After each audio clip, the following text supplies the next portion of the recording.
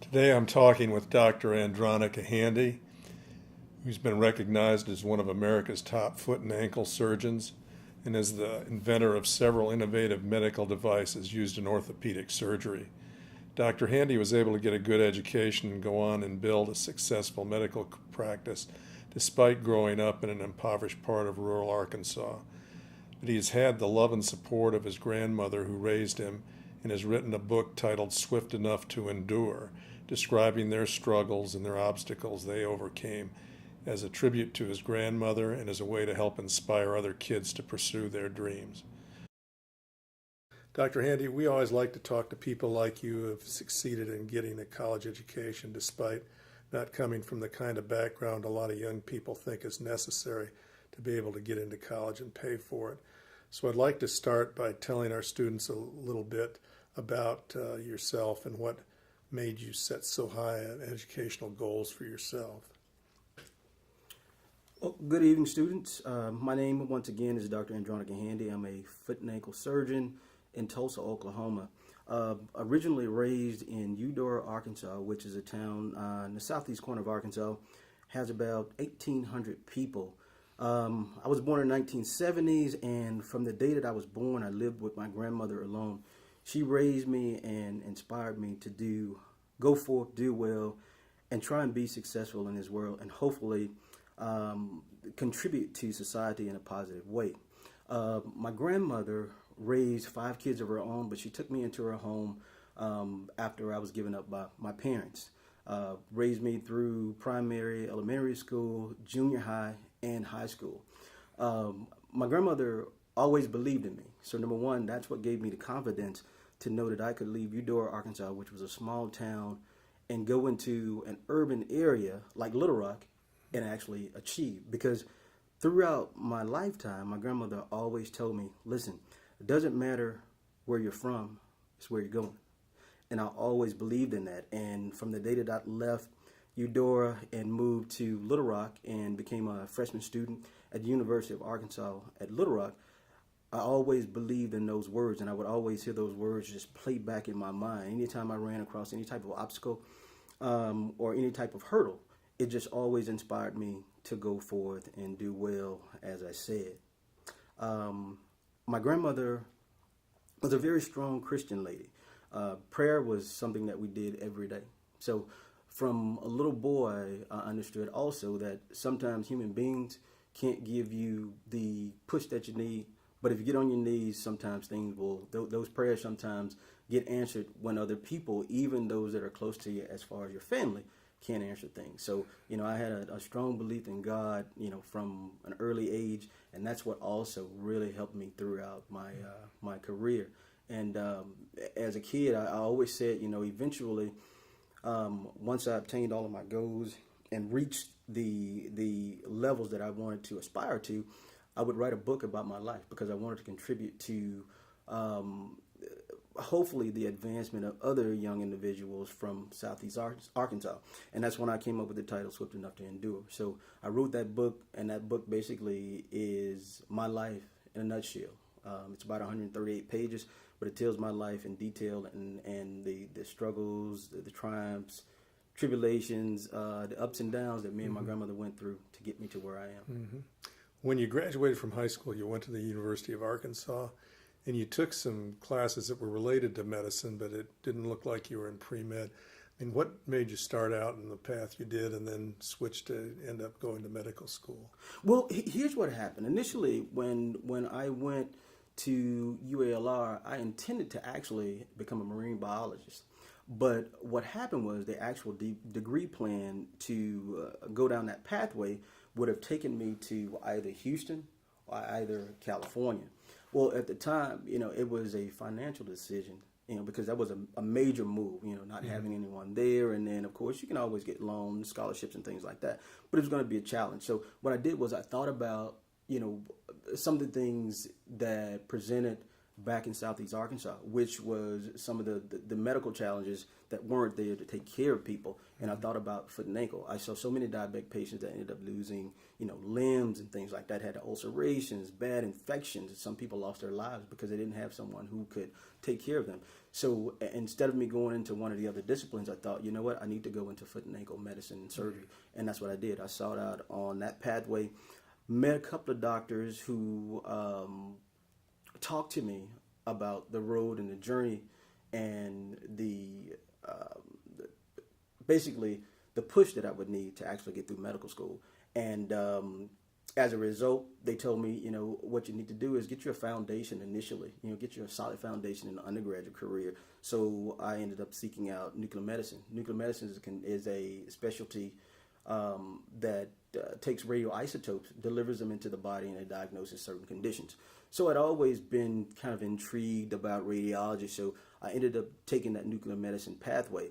After I got out of nuclear medicine school in 1999, I decided to go on, further my education, and get a master's degree.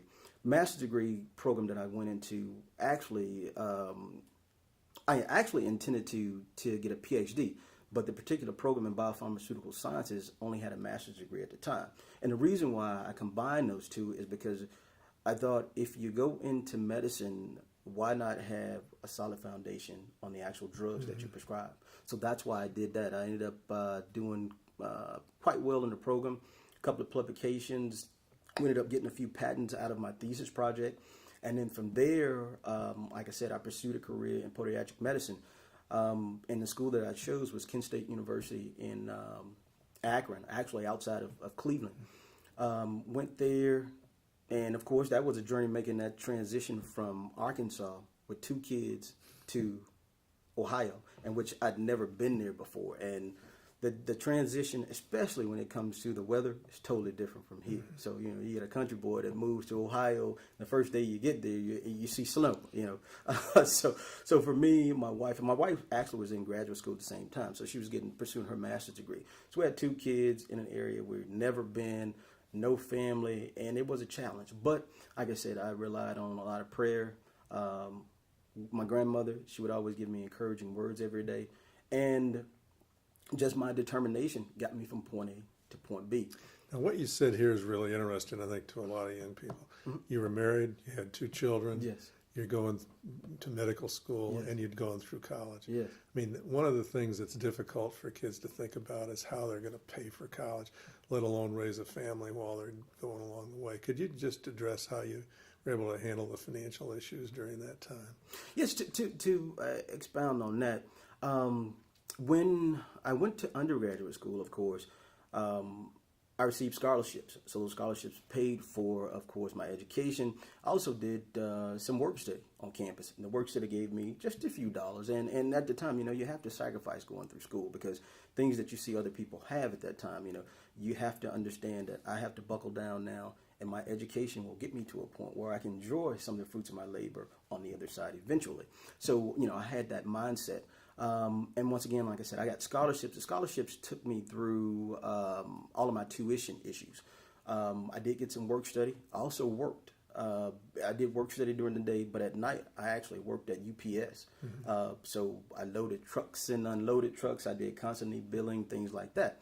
And when you think about that, a lot of times kids will think, well, that's very difficult. But with me, back when I was a kid, I worked with my grandfather, so I did plumbing work and things like that. So as I transitioned over into college and I got some of those jobs that were in the air conditioning, that was nothing compared to what I did as a child. So it was very easy for me to make that adjustment. So what I would tell kids is that, you know, when you're young, you know, take on those challenging projects with your grandfathers, with your fathers, because it will give you the discipline and the understanding that as life progresses, as long as you become educated, you know, life will get better for you. So from there, I went to graduate school. Graduate school, I got a graduate assistantship.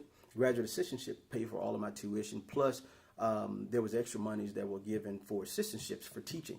So I was able to do that. Graduate school is a little bit different because it took so much of my time. There's no way I could work outside of that. So, of course, budgeting is very important. So that's what I did to get through graduate school. Medical school, a little bit different. I ended up getting scholarships for my tuition, but at the same time, housing, things like that is a challenge. So I ended up taking out some loans for that. And monies that I had that carried over from my undergrad and graduate school days, that actually pushed me through some of the struggles that I had in medical school. Plus, my grandmother was always there for me. So she didn't have much, but what she had, she gave to me because she believed in me. So that got me through. Got me through. Yeah. And when you graduated at Kent State, you went on to the Cleveland Kent Clinic. I'm familiar with that, Yes. and it's a great institution. So what made you decide to go there? Just because it was ranked so high, or were there...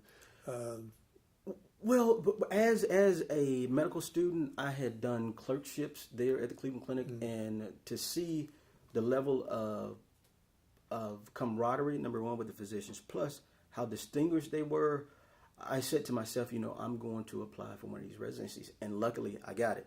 The education that I received there was just phenomenal. Cleveland Clinic is one of the top institutions in the world. For any cardiac issues, there's number one in the world. For orthopedics, it's top 5. So for me, it was going to give me a better foundation to leave, come back to where I'm from, and actually disseminate. So that's why you went to Oklahoma Yes. after Cleveland Clinic, because you wanted to come back to this part of the country. Exactly. Okay. Yeah. And then you migrated to Tulsa. That's right. I migrated to Tulsa. Definitely. What made you choose Tulsa as a place to set up your practice? Well, number one, it was close to home.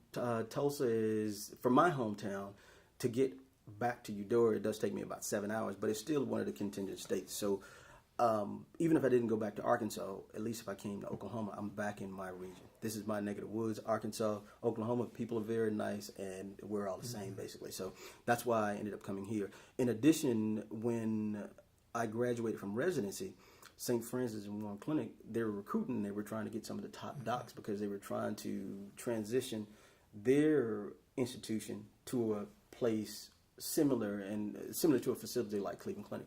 So they were recruiting top doctors from there. So they offered me a contract. The contract was more money than I'd ever seen. So of course I took it, and plus I was close to home. So that's how I ended up getting back in Tulsa. That's a great choice. Yeah.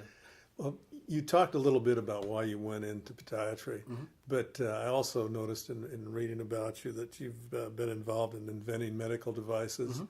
I think one of them that they noticed was the rain clench medical staple delivery system and some other things. Talk about a little bit about, usually when people do things like that, they see a need and fill it. You found something that you thought could be done better, and then that's really kind of an engineering thing almost as well. And then you've got to go out and market it and get with companies. I thought that was real interesting. Could you tell us just a little bit about how you went through that process? Definitely. As a foot and ankle surgeon, we use a number of different products, different companies, Stryker, Smith & Nephew, Zimmer, Biomet. And over the years, well, initially when I first started to practice, based on the particular procedures that I would perform, well, I would either contact one of those reps, or those reps at that point had established relationships with me, so we would schedule procedures, and then of course they would assist me on the cases. Over the years, actually doing procedures, doctors sometimes don't understand, but an engineer can put something together, but you understand what works because your hands are there. And this is what you actually do on a daily basis. Throughout my career, I realized that some of the products, of course, were great products, but because I was placing them, I would have a better insight on how to do or how to produce better innovation for products. So one of the products was a staple that we use. There's a delivery system that actually places the device, it releases the device, and then of course it compresses and pulls bone together without having to use plates or screws. In my situation, I came up with the clinch idea because there was no staple that you could take and reload, plus, of course, extend or control the expansion of the arms. What happens with the staple is that you have two bone ends. If a cut is made, the staple goes across, one arm goes on one side, one arm goes on the other, and then it compresses. Well, there's been a couple of staples that were on the market, but there were none that were reloadable. So I came up with my own system, got with an engineer and said, listen, I think this will work. We went through some of the prototypes. Prototypes were fine. After that, we went through some testing. We then went through sterility. And then after that, we had to, of course, do our FDA approval, which comes in the form of what we call a 510K. This whole process took us about 4.5 years. But finally, it's done. And that's the first of one of my products. And I have 4 more that are going to come out. And it was just me just thinking in surgery. Listen, I think I can better these devices. And lo and behold, I mean, with lots of prayer, we've got it done. So, I mean, my team, we worked tirelessly over the last 4.5 years, and now, our hard work is now on the market. So I'm very proud of that. For a little country boy, it's not bad. Everything I've read about it, it's a real impressive device. What would you want to tell the students are the most important things that happened while you were going through college and whatever that you would like them to know in terms of things that you might have had to overcome or things that would keep them going when things get tough for them? For me, I think number one, that family support, even if it's only one person like I had, if it's your mother, if it's your father, your grandfather, if it's cousin, stay close to them. I mean, stay in close contact. Let them know what's going on. They may not be able to tell you or give you answers of the daily challenges that you're dealing with, but they can always give you that support. Sometimes you just need someone to tell you, you know what, keep going. You can get it. If you've come this far, you're going to accomplish your goal. That's one. The other thing that I would challenge students to do is to definitely make sure you network. People that you meet going along the way can definitely help you. Whether it's professors, whether it's other people that are going into your profession, if it's internships, those contacts. The other thing that I would challenge the students to do is to never look down on anyone. Doesn't matter. You get on a college campus, sometimes the janitors and the custodians can be your best friends because they know what goes on those campuses and they can keep you out of a lot of trouble. So, make sure you stay humble. That's one of the most important things that I can say. Make sure you stay humble. Make sure you stay prayerful, number one, and close to family. Close to family. I think that's good advice for everybody.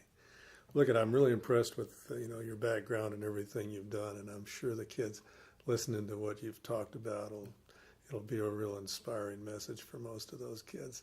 They have a real chance to achieve, and I don't think as many of them think that they can. Having high expectations and setting high expectations early is really important for them. Absolutely. And I think you're a great example that'll Absolutely. Help them do that. And one other thing that I'd like to just leave them with is that years ago, my grandmother told me, and it carried on throughout my entire life and even now. She said, God never closes a door without opening a window.